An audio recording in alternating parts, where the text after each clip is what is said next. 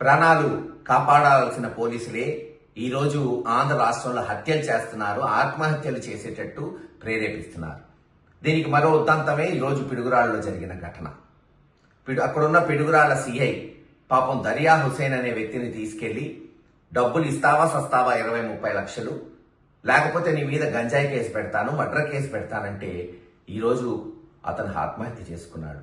ఎవరో చెప్తున్నాడు ఈరోజు అతని బర్త్డే కూడా అంటే జన్మించిన రోజు, అదే రోజు మరణించడం అంటే ఎంత దారుణమో ఆలోచించండి. ఈరోజు పిడుగురాళ్ళలో ఉన్న మైనారిటీ సోదరులు అన్ని పార్టీల వాళ్ళని అడుగుతున్నా, ఒక కాకి చనిపోతేనే మిగతా కాకులంతా వచ్చి కావు కావు అంటాయి. మీ బిడ్డ, మీ సోదరుడు, మీ అన్నదమ్ముడు చనిపోతే మీరు స్పందించరా? అనేక పార్టీలో ఉన్నవాళ్ళు అలా కూడా చెప్పింది ఏంటి, సాటి మనిషికి సహాయం చేయమని.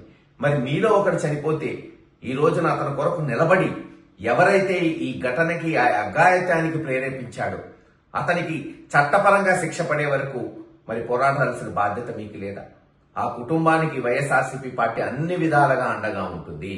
ఇది మొట్టమొదటి జరుగుతున్న ఘటన కాదు.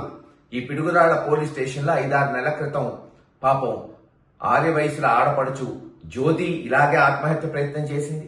నెల క్రితం సూరి అనే కౌన్సిలరు మరి ఎస్సీ కులానికి చెందిన వాడు కూడా ఇలాగే సిఐ డబ్బిప్పని బెదిరిస్తే ప్రేరేపిస్తే ఆత్మహత్య చేసుకోబోయాడు. ఈరోజు ఒక మనిషే చనిపోయాడు. వెంటనే పోలీసులు ఎస్పీ గారు స్పందించి ఆ సిఐ మీద కేసు పెట్టాలి, కఠినమైన సెక్షన్లతో అతను అరెస్ట్ చేయాలి. దీనికి డిమాండ్ చేస్తున్నాం. సూసైడ్ నోట్ ఉంది, వాళ్ళ భార్య ఇచ్చిన స్టేట్మెంట్ ఉన్నాయి.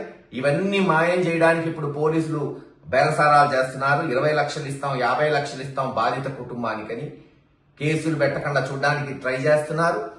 ఒకటే చెప్తున్నాం, ప్రభుత్వం వెంటనే స్పందించి కేసులు కట్టండి, ఆ కుటుంబాన్ని ఆదుకోండి, ₹1 ఎక్స్గ్రేషియా ఇవ్వండి, కనీసం ₹1 ఇచ్చి ఆ కుటుంబాన్ని ఆదుకోండి. ఒకవేళ మీరు ఇవి చేయకపోయినా 2-3 సంవత్సరాల్లో జగన్మోహన్ రెడ్డి గారు వచ్చినాక ఆధారాలన్నీ ఉన్నాయి, మళ్ళీ ఈ కేసులన్నీ కూడా రీఓపెన్ చేస్తాం, ఎంక్వైరీలు చేస్తాం, బాధిత కుటుంబాలకి న్యాయం జరిగేటట్టు చేస్తాం. ఎవరైతే అన్యాయం చేశారో అది నాయకులు కావచ్చు, పోలీసు వారు కావచ్చు, వాళ్ళకి కఠినంగా శిక్ష పడేటట్టు మరి వైఎస్ఆర్సీపీ పార్టీ చేయబోతుందని తెలియచేసుకుంటూ సెలవు తీసుకుంటున్నాను.